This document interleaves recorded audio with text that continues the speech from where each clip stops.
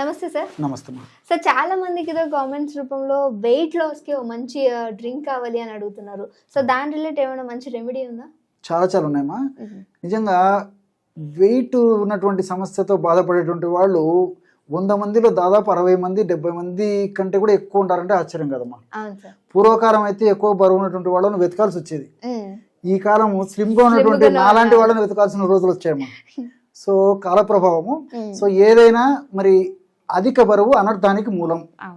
So ఎప్పుడైతే అధిక బరువు ఉంటామో సమస్తమైనటువంటి వ్యాధులకు కూడా ఆధారభూతమైనటువంటి పరిస్థితి ఏర్పడి అనేక రకాలైన జబ్బులమ్మా, మోకాళ్ళ నొప్పులు, కీళ్ళ నొప్పులు, హార్మోనల్ ఇంబ్యాలెన్సెస్, షుగరు, బీపీ, ఇలాంటి అనేక రకాలైన జబ్బులు కూడా వెయిట్ పెరగడం వల్ల వస్తుంటాయమ్మా. కాబట్టి మరి ఆ వెయిట్ ఉన్నటువంటి వాళ్ళు ఆ వెయిట్ ను తగ్గించుకోవడం చాలా అవసరం అమ్మా. లేని పక్షంలో అనేక రకాల ఉపద్రవాలు వచ్చేటువంటి పరిస్థితి కూడా ఏర్పడుతుంటుంది. మరి ఆ యొక్క వెయిట్ లాస్ అయ్యేందుకు చాలా మంది చాలా రకాల ప్రయత్నాలు చేస్తుంటారు. కొంతమందికి ఆశించినట్టు ఫలితాలు కలుగుతాయి, కొంతమందికి ఆశించినట్టు ఫలితాలు కూడా కలగక చాలా నిరుత్సాహానికి గురవుతుంటారమ్మా. కాబట్టి ఇప్పుడు మనం చెప్పుకోబోయేటువంటి ఫార్ములాను వాడుకోవడం వల్ల చాలా సమర్థవంతమైన ఫలితాలు కలుగుతాయి.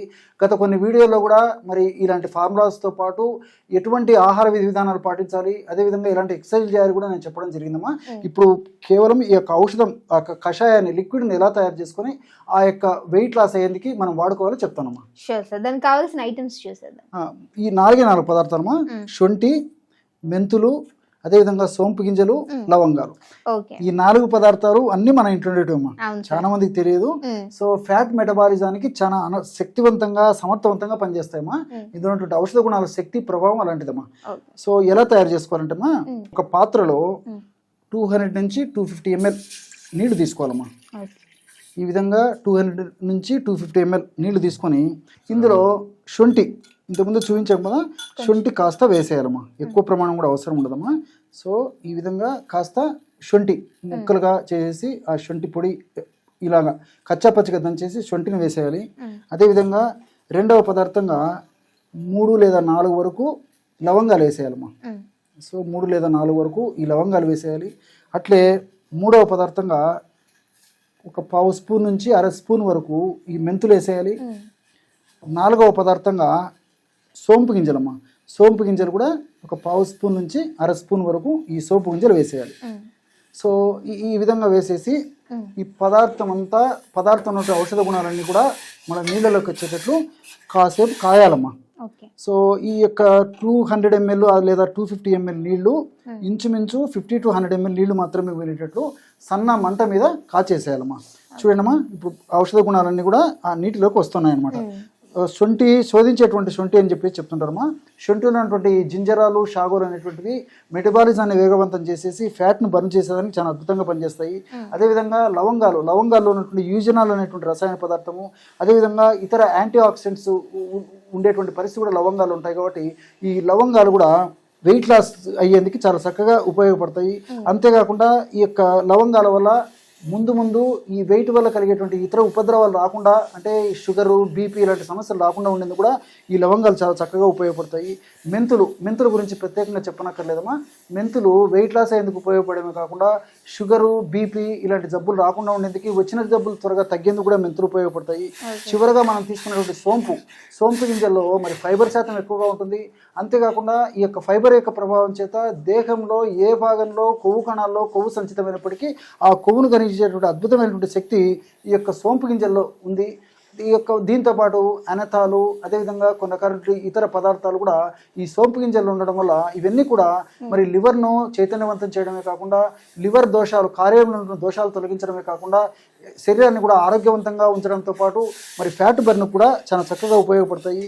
మరొక ప్రయోజనం ఏంటంటేమా, వీటి వల్ల ఈ యొక్క పదార్థాలు వాడుకోవడం, ఈ యొక్క పదార్థాలను మనం ఈ పద్ధతిలో తయారు చేసుకుని వాడుకోవడం వల్ల మనకు నీరసము, నిస్సరణ, బలహీనత ఉండవమ్మా. మీరు చాలా మందిని గమనిస్తుంటారు, బాడీ అంతా టైర్డ్ గా అయిపోవడం అట్లా ఉండవమ్మా. మీరు చాలా మందిని గమనిస్తుంటారు, వెయిట్ ఉన్నటువంటి వాళ్ళు చిన్న దానికే అలసిపోతుంటారు. ఎగ్జాక్ట్ అమ్మా, ఆయాస పడిపోతుంటారు, అలసిపోతుంటారు, చేత కాకుండా ఉంటుంది, నీరసము, నిస్సరణ, బలహీనత ఉంటాయి. ఇవన్నీ కూడా రాకుండా ఈ యొక్క ఔషధం ఉపయోగపడుతుందమ్మా. అంటే ఈ యొక్క ఔషధాన్ని వాడుకోవడం వల్ల మనకు శక్తినిచ్చేటువంటి మైటోకాండ్రియా అనేటువంటి కణంలో ఉన్నటువంటి భాగాలను కూడా చైతన్యవంతం చేసి మైటోకాండ్రియాను శక్తివంతం చేయడం వల్ల నీరసము, నిస్సరణ, బలహీనత అనేటువంటి రాకుండా కూడా ఉంటాయమ్మా. ఈ విధంగా మల్టిపుల్ బెనిఫిట్స్ ఉంటాయి. కాబట్టి ఈ పదార్థాన్ని కషాయ రూపంలో తయారు చేసుకుని వాడుకోవడం వల్ల చాలా సంతృప్తికరమైన ఫలితాలు కలుగుతాయమ్మా. అయిపోయిందమ్మా. స్టవ్ ఆఫ్ చేసి 50 to 100 ml ఈ విధంగా చూడండి కలర్ కూడా మారిపోయిందమ్మా, colour change. బ్రహ్మాండమైనటువంటి పానీయం రెడీ అయిపోయిందమ్మా. సో ఈ విధంగా ఇంచుమించు 100 ml వరకు మనం మరిగించుకున్నా సరిపోతుందమ్మా. 100 ml వరకు ఈ విధంగా మరిగిన తర్వాత దీన్ని గోరువెచ్చగా ఉన్నప్పుడు వడగట్టేసేయాలమ్మా. ఇది కాస్త వేడివేడిగా ఉన్నాయమ్మా, కాబట్టి కొంచెం గోరువెచ్చగా అయిన తర్వాత వడగట్టుకుంటే సరిపోతుందమ్మా. సో చూస్తున్నారమ్మా, బ్రహ్మాండమైనటువంటి వెయిట్ లాస్ అయ్యేందుకు చక్కటి పానీయం రెడీ అయిపోయింది. ఈ విధంగా తయారు చేసుకున్నటువంటి పానీయాన్ని మనం రోజు ఒక్కసారి గోరువెచ్చగా ఉన్నప్పుడు సిప్ బై సిప్ సేవిస్తుండాలమ్మా. సో ఉదయం రోజు పరిగడపన సేవించడం వల్ల ఫలితాలు మరింత శీఘ్రంగా సమర్థవంతంగా వెంటనే కలిగేందుకు అవకాశం ఏర్పడుతుంది. కావాలంటే ఇందులో కాస్త స్వచ్ఛమైనటువంటి తేనె దొరికేట్లయితే గోరువెచ్చగా ఉన్నటువంటి ఈ యొక్క కషాయంలో కాస్త తేనె కూడా కలిపి తీసుకోవచ్చు, లేదంటే నిమ్మరసం కూడా కలిపి తీసుకోవచ్చు. అంటే మనం తాగేటప్పుడు తీసుకెళ్ళుకోవచ్చు అంటారు. సరిపోతుంది. సో చూసారు కదా, ఎవరైనా కానీ బాగా ఒబేసిటీతో బాధపడే వాళ్ళు మన ఇంట్లో దొరికే ఐటమ్స్ తోటి న్యాచురల్ పద్ధతిలో మంచి హోమ్ మేడ్ డ్రింక్ అనమాట. సో చాలా మంది మమ్మల్ని అడగడం జరుగుతుంది, ఏమైనా మంచి హోమ్ రెమెడీస్ ఉంటే చెప్పండి వెయిట్ లాస్కి అని.